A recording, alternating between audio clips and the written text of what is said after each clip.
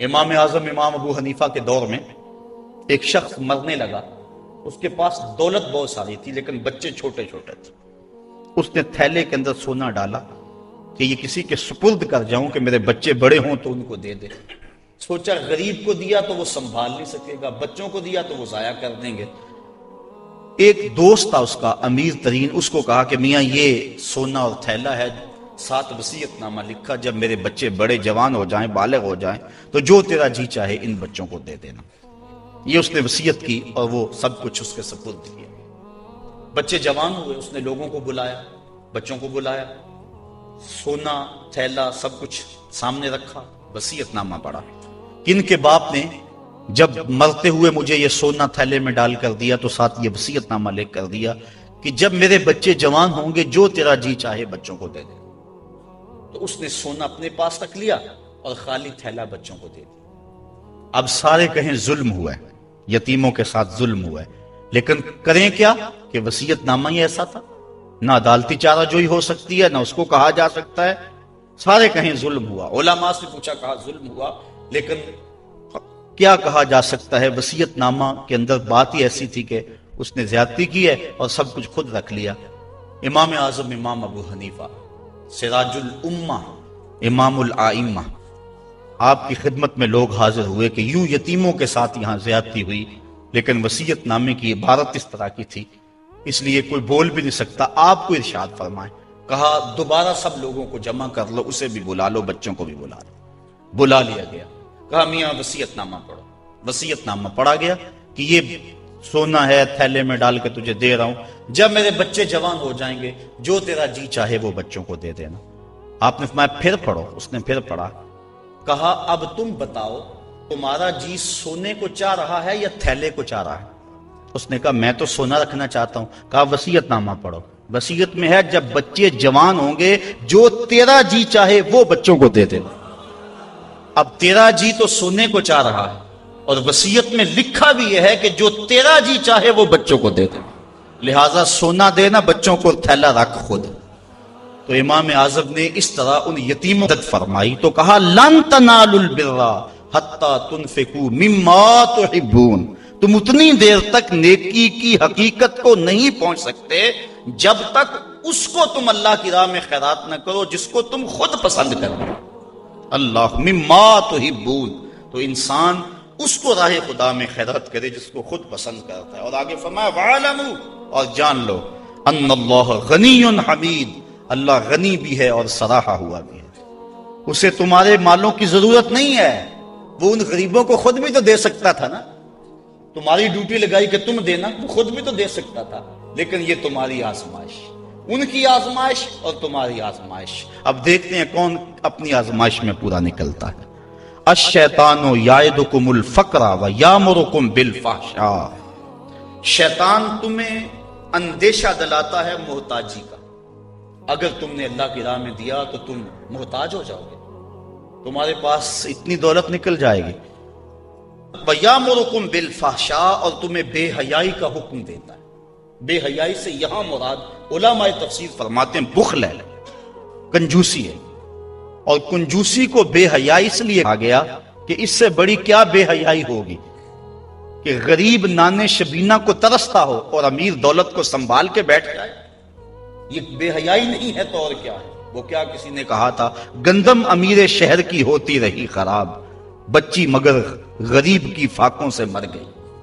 تو اس سے بڑی بے حیائی کیا ہوگی کہ ایک گھر میں گھی کے چراغ جلتے ہوں، ایک گھر کے اندر فضول خرچیوں پر مال لنڈھائے جا رہے ہوں، اور دوسری طرف بیوہ کی یتیم بچیاں گھر میں بوڑھی ہو رہی ہیں اور کوئی ان کا رشتہ قبول نہ کرتا ہو کہ ان کے پاس دینے کے لیے کچھ نہیں ہے، اور ہم پیسے اڑا دیں اپنے نفس کی خواہش کے لیے جو ہے وہ لاکھوں روپے خرچ کریں اور اپنی گلی میں ان غریبوں اور یتیموں کا لحاظ نہ رکھیں، تو اس سے بڑی بے حیائی اور کیا ہو سکتی ہے؟ اللہ تعالیٰ نے بخل کو جو ہے وہ فحشاء کے ساتھ تعبیر کیا کہ شیطان تمہیں بے حیائی کا حکم دیتا ہے۔ واللہ یعدکم مغفرۃ منہ وفضلا، اور اللہ تمہیں مغفرت کا اور اپنی جناب سے فضل کا وعدہ دیتا ہے، تم اس کی راہ میں خرچ کر کے تو دیکھو وہ تمہارے گناہوں کو معاف کر دے گا۔ اور جب تم اس کی راہ میں خرچ کرو گے تو اس کا فضل ہوگا، یعنی تمہارا مال کم نہیں ہوگا۔ عقل یہی کہتی ہے، شیطان بھی یہی وعدہ دیتا ہے، اکاؤنٹنٹ سے پوچھو تو وہ بھی کہتا ہے کہ اتنے خرچ کرو گے تو اتنے کم ہوں گے، کیلکولیٹر بھی یہی حساب دیتا ہے، لیکن اللہ کہتا ہے میں وعدہ دیتا ہوں فضل کا، تم خرچ کر کے دیکھو تمہارے مال بڑھا دوں۔ اور میں ایک مثال دیا کرتا ہوں، پرانے دور میں یہ ہم نے بھی دیکھا ہوا دور کہ کنویں سے پانی نکال کر کھیتوں کو ہم سیراب کیا کرتے تھے، پھر دیکھتے دیکھتے ٹیوب ویل آ گئے تو ان سے پانی ہم اپنے کھیتوں کو دینے لگے۔ وہ جو کنویں تھے ان کو باقاعدہ بند نہیں کیا، لیکن اب کہیں کوئی پرانا کنواں ہو تو وہاں جا کر دیکھو، ایک تو پانی بہت نیچے جا چکا ہے، دوسرا ڈول ڈال کر نکالو گے تو گندا ہو چکا ہے، سونگو گے تو بدبودار ہو چکا ہے۔ پانی وافر تھا، شفاف تھا، کثیر تھا، پاکیزہ تھا، لیکن اب وہی پانی نیچے بھی چلا گیا، نہ اس کی فراوانی رہی، نہ اس کی تازگی رہی، نہ اس کا وہ شفاف پن رہا۔ کیوں؟ اس لیے کہ جب وہ کنواں اپنا باہر دیتا تھا نیچے سے سوتے پھوٹتے تھے، جتنا لٹاتا تھا اللہ اور دے دیتا تھا، جب اس نے باہر دینا چھوڑ دیا اللہ نے اس کو عطا کرنا چھوڑ دیا۔ اس لیے اس کی راہ میں دیتے جاؤ گے، اللہ خزانوں کے منہ تمہارے لیے کھول دے گا، تمہارے مال میں خدا کی راہ میں دینے سے کبھی کمی نہیں آئے گی۔ اگر کسی کا مال کم ہوا ہے، کاروبار لوگوں کے دیکھیں ہم نے، بڑے بڑے کاروبار اس میں ختم ہو جاتے ہیں، تلک الایام نداولها بین الناس، دن پلٹتے رہتے ہیں، آج اور کل کیفیت اور۔ اس کی وجہ یہ نہیں ہے کہ اس نے راہ خدا میں لٹایا تو اس لیے ایسا ہوا، اس کی وجہ اور ہے۔ اس لیے راہ خدا میں جتنا مرضی مال دو گے کم نہیں ہوگا، بلکہ اللہ تعالیٰ وعدہ دیتا ہے کہ تم اس کے راہ میں دو گے تمہارا مال بھی بڑھا دوں گا اور تمہاری بخشش بھی فرما دوں گا۔ اللہ اکبر۔ یؤتی الحکمت من یشاء، یہ ساتھ ہی ذکر تھا مال کے خرچ کرنے کا، یہاں ذکر حکمت کا کر دیا، وہ جسے چاہے حکمت دے دیتا ہے۔ مطلب کیا؟ راہ خدا میں خرچ کرنے کا جذبہ، یہ بڑی دانائی کی بات ہے۔ وَمَن يُؤْتَ الْحِكْمَةَ فَقَدْ أُوتِيَ خَيْرًا كَثِيرًا، اور جس کو حکمت دی گئی اس کو بہت ساری بھلائی دی گئی۔ وَمَا يَذَّكَّرُ إِلَّا أُولُو الْأَلْبَابِ، اور نہیں نصیحت پکڑتے مگر عقل والے، بے وقوف نصیحتیں نہیں پکڑتے، عقل والے نصیحتیں پکڑتے ہیں۔ وَمَا أَنفَقْتُم مِّن نَفَقَةٍ أَوْ نَذَرْتُم مِّن نَذْرٍ، اور جو تم خرچ کرو یا کوئی نظر مانو، بے شک اللہ فَإِنَّ اللَّهَ يَعْلَمُهُ، بے شک اللہ اسے جانتا ہے۔ وَمَا لِلظَّالِمِينَ مِنْ أَنصَارٍ، اور ظالموں کا کوئی مددگار نہیں ہے۔ إِن تُبْدُوا الصَّدَقَاتِ فَنِعِمَّا هِيَ، اگر تم صدقے ظاہر کرو تو اللہ اسے جانتا ہے، فَنِعِمَّا هِيَ، تو وہ تمہارے لیے بہتر ہیں۔ وَإِن تُخْفُوهَا، اگر تم انہیں چھپا لو، وَتُؤْتُوهَا الْفُقَرَاءَ، اور غریبوں کو فقراء کو دو، فَهُوَ خَيْرٌ لَكُمْ، تو وہ بھی تمہارے لیے بہتر ہے۔ یعنی اگر تم صدقوں کو ظاہر کر کے دو تو یہ بھی بہتر، اگر چھپا کے دو تو یہ بھی بہتر۔ امام رازی تفسیر کبیر کے اندر اسی آیت کریمہ کے تحت 5-6 چیزیں بیان فرمائی کہ صدقہ کب چھپا کے دینا چاہیے اور کب ظاہر دینا چاہیے۔ گفتگو وہ لمبی ہے، میں ایک بات عرض کروں کہ اجازت چاہوں گا اور بات آگے بڑھاؤں گا۔ 2 طرح سے جو ہے وہ صدقہ دیا جاتا ہے، ظاہر اور پوشیدہ، اور اس میں اگر کسی شخص کو آپ دے رہے ہیں، کسی ذات کو دے رہے ہیں، تو پھر اس وقت مستحب اور بہتر یہ ہے کہ آپ چھپا کے دیں۔ کسی کی مدد ذاتی طور پہ کر رہے ہیں، غریب ہے، بیوہ ہے، یتیم ہے، تو پھر اس کی غربت کا اشتہار نہ لگائیں، پھر بہتر ہے کہ چھپ کے دیں۔ اور آقا کریم نے فرمایا 7 اشخاص قیامت کے دن اللہ کے عرش کا ٹھنڈا سایہ پائیں گے جب کوئی سایہ نہیں ہوگا، ان میں ایک شخص یہ فرمایا وَرَجُلٌ تصدق بصدقۃ فاخفاها حتی لا تعلم شمالہ ما تنفق یمینہ، وہ آدمی جس نے تنہائی میں صدقہ دیا اور اتنا خفیہ دیا کہ جو دائیں ہاتھ نے کیا وہ بائیں کو خبر نہ ہو۔ فرمایا کل قیامت کے دن جب کوئی سایہ نہیں ہوگا اللہ اسے اپنے عرش کا ٹھنڈا سایہ نصیب ہوگا، اور جو عرش کے سائے تلے ہوگا قیامت کی تکلیف سے محفوظ ہوگا، جو عرش کے سائے تلے ہوگا وہ قیامت کی پریشانیوں سے محفوظ ہوگا، جو عرش کے سائے تلے ہوگا اس کو جام کوثر ضرور دیا جائے گا، اور جو ایک گھونٹ بھی پی لے گا 50,000 سال کے دن میں اسے کبھی بھی پیاس نہیں لگے گا۔ تو جس نے اپنے صدقے کو خفیہ دیا، دائیں نے دیا بائیں کو خبر نہ ہو، اللہ اکبر۔ بلکہ علماء اس کی تشریح میں لکھتے ہیں کہ جس کو صدقہ دیا جا رہا ہے بہتر ہے کہ اس کو بھی خبر نہ ہو، اس انداز سے اس کے گھر میں پھینک آؤ کہ اسے بھی پتا نہ ہو کہ میرے اوپر کون مہربانی کر گیا۔ اللہ اکبر، اگر ایسا ہو تو یہ انتہائی خفیہ حالت ہے۔ اللہ اکبر اللہ اکبر۔ تو کہا کہ اگر تم صدقہ خفیہ دو تو وہ بھی تمہارے لیے بہتر ہے، اور اگر تم ظاہر دو تو ظاہر دینا کس وقت مستحب ہے؟ جس میں کسی شخص کی ذات کا معاملہ نہ ہو۔ مثال کے طور پہ مسجد کے لیے فنڈ مانگا جا رہا ہے، دارالعلوم کے لیے مانگا جا رہا ہے، کسی ہاسپٹل کے لیے مانگا جا رہا ہے، کسی اور رفائی کام کے لیے مانگا جا رہا ہے، لہٰذا وہاں آپ اس نیت سے کہ اگر میں اٹھ کے اعلان کروں گا تو میرے دیکھا دیکھی کئی اعلان کریں گے، لہٰذا مدد ہو جائے گی۔ تو آقا کریم نے ایک مرتبہ جہاد کے لیے فنڈ مانگا تو ایک صحابی نے جلدی سے آغاز کر دیا، اس کو دیکھنے سے باقی بھی اٹھ کھڑے ہوئے۔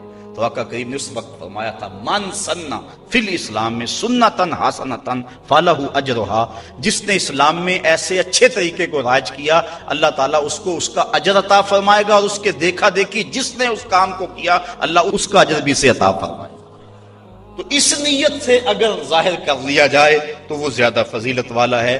دوسرا، اگر آپ خفیہ کی بجائے اعلانیہ کرتے ہیں تو اس سے آپ کے نفس پر ریاکاری کا امکان پیدا ہو جاتا ہے، تو پھر بہتر یہ ہے کہ ریاکاری سے بچنے کے لیے خفیہ صدقہ کیا جائے تاکہ اللہ تعالیٰ آپ کے اس عمل کی برکت آپ کو نصیب فرمائے، ورنہ ایسا ہوگا کہ ریاکاری سے سب کچھ برباد ہو جائے گا۔ آگے ارشاد فرمائے وَيُكَفِّرُ عَنْكُم مِّن سَيِّئَاتِكُم، اگر تم اللہ کی راہ میں چھپ کے یا ظاہر صدقہ کرو گے تو اللہ کے نزدیک وہ بہتر ہے، اور وہ اس سے تمہارے گناہوں کو اتار دے گا، یعنی صدقہ دینے سے جو ہے وہ گناہ مٹتے ہیں۔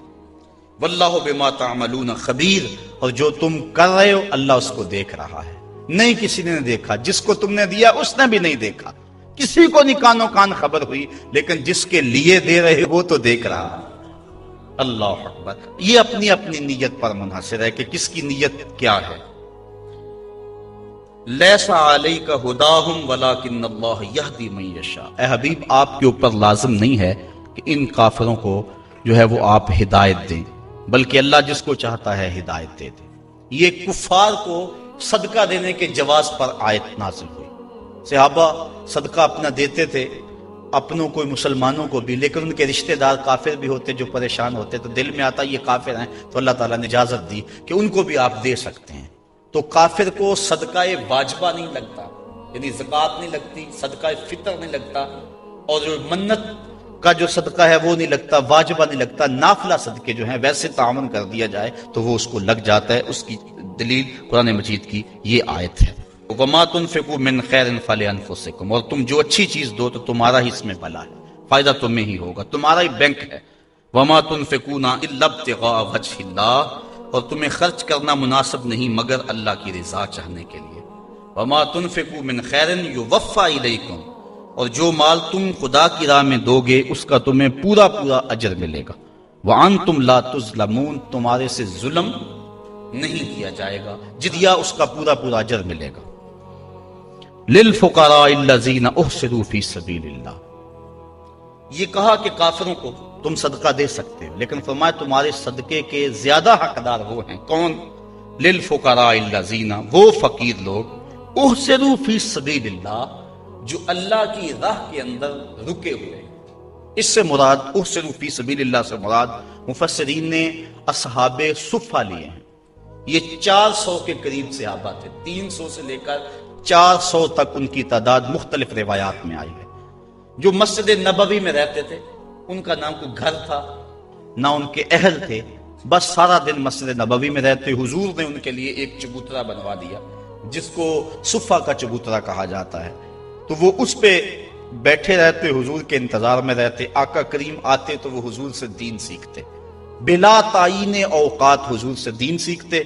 کسی غزوے پر حضور ان کو چاہتے تو ساتھ لے جاتے، کسی سرایہ پہ بھیجتے تو وہ حضور کے حکم کی جو ہے وہ تعمیل کرتے۔ زیادہ کوشش کرتے کہ وہ لکڑیاں اکٹھی کر کے ان کو بیچ کر اپنے پیٹ کا گزارا کرتے، لیکن مصروفیت چونکہ تعلیم دین میں تھی تو وہ کمائی نہیں کر سکتے تھے۔ اللہ تعالیٰ جل شانہ نے یہاں باقاعدہ یہ بات ارشاد فرما دی، لا یستطیعون ضربا فی الارض، وہ زمین پر چل نہیں سکتے، یعنی باقاعدہ وہ کاروبار نہیں کر سکتے کیونکہ وہ دین کے علم کے لیے رکے ہوئے ہیں۔ کہا تمہارے صدقے کے زیادہ حقدار یہ طلباء ہیں، دین والے لوگ جو سب کچھ چھوڑ کے دین سیکھ رہے ہیں۔ یحسبہم الجاہل اغنیاء من التعفف، سوال نہ کرنے کی وجہ سے اس کو ناواقف آدمی سمجھتے ہیں یہ تو بڑے ٹھیک ٹھاک ہیں، یہ تو غنی ہیں، کیونکہ ہر بندہ اندر نہیں جھانک سکتا۔ وہ کیا کسی نے کہا تھا نا، ہستی پلکوں کے نیچے غم بھی پلتے ہیں، ہستی پلکوں کے نیچے غم بھی پلتے ہیں، مگر کون دیکھتا ہے اتنی گہرائی میں۔ تو وہ بظاہر ان کے چہرے مورے ایسے ہیں کہ لگتا یہ ہے کہ یہ بڑے ٹھیک ٹھاک، ضرورت ہی نہیں ہے، لیکن مالداروں کے اوپر لازم ہے کہ ان کو بھی تلاش کریں جو مانگتے نہیں اور ان کے گھر جا کے ان کی اعانت کر کے آئیں۔ اللہ نے اپنے محبوب سے مخاطب کر کے کہا تعرفہم بسیماہم، محبوب تو ان کی پیشانیوں سے پہچان لیتا، لوگ نہ جانے تجھے تو پتا ہے نا۔ حضرت ابو ہریرہ رضی اللہ تعالیٰ عنہ باہر آ کے بیٹھ گئے، کہتے مجھے بھوک بڑی لگی ہوئی تھی اور اتنی بھوک کہ گزارا نہیں ہو رہا تھا، بیٹھا نہیں جا رہا تھا۔ میں نے کہا کوئی آدمی گزرتا میرے چہرے کو دیکھ کے پہچان لے گا۔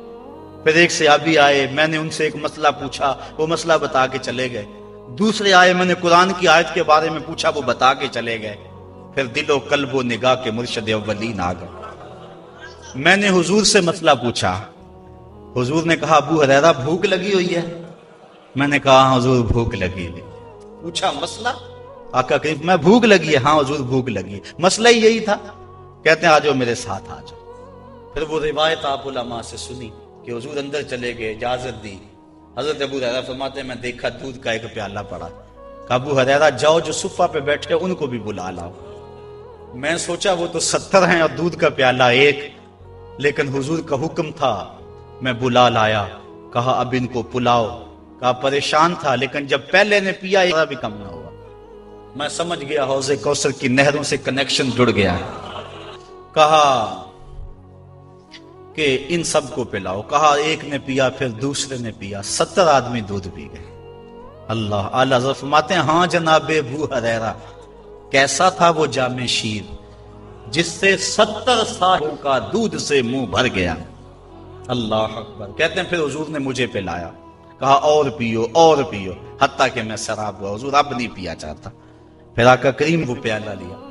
استاذ المکرم فرمایا کرتے تھے یہ تو دیکھتے ہو کہ ایک دودھ کا پیالہ 70 کے لیے کافی ہو گیا، یہ بھی تو دیکھو کونین کا سردار اور 70 کا جوٹا پی رہا، اس پہلو پہ بھی ذرا نظر جائے۔ اللہ اکبر۔ تو کہا محبوب تم تو جانتے ہو ان کے چہروں سے، اللہ اکبر، کہ وہ لوگوں سے سوال نہیں کرتے، لا یسألون الناس الحافا، وہ لوگوں سے لپٹ کر سوال نہیں کرتے، بڑے خوددار ہوتے ہیں۔